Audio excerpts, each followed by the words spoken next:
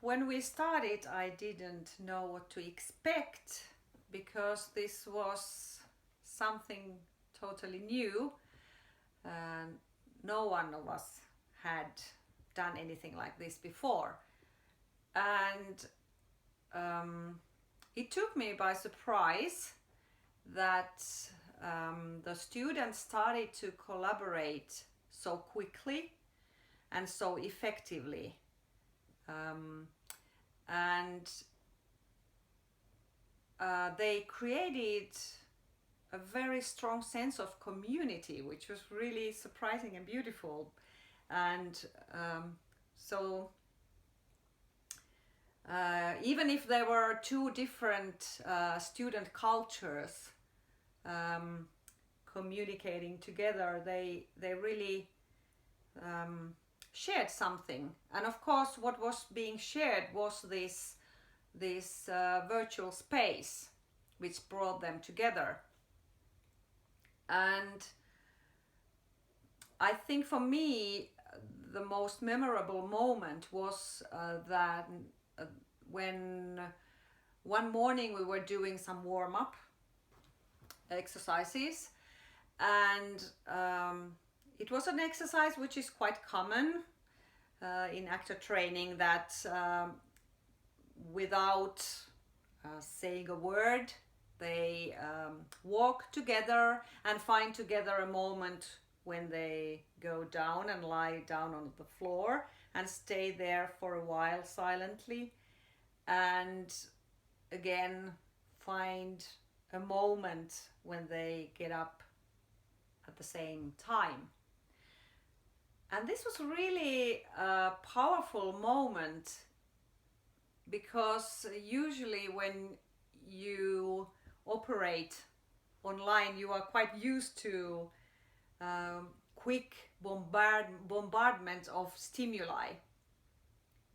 And this shared virtual silence was something that I had never experienced before. So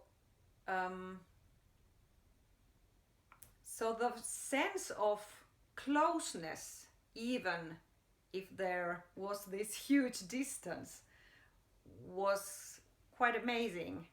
That they really felt that they were sharing the same space.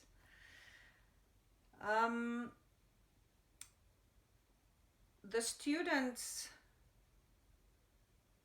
expressed anger quite well when they were speaking in English. And that is something what comes with acting in a foreign language, because it kind of creates distance, kind of an alienating effect towards your own, towards the language and the identifications, to the mother tongue, or what the mother tongue brings to you. So often it's a liberating experience, and you could see that it was easier for the students to express anger and these kind of extrovert, bold emotions.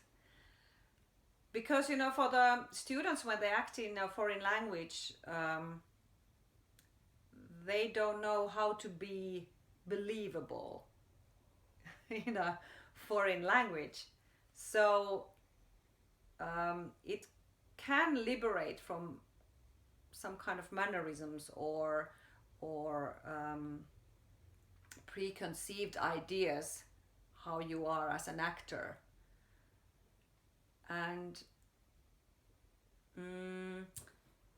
speaking, if I think of speaking in a foreign language,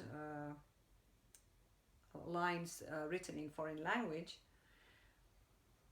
I think what is important is that, because you can't rely so much on the linguistic content of the speech, then the material, kind of physical aspect of of the language comes more to the front.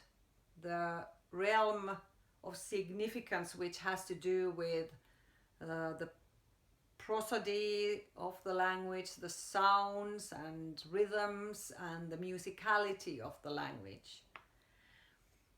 And I think that can enrich actor students'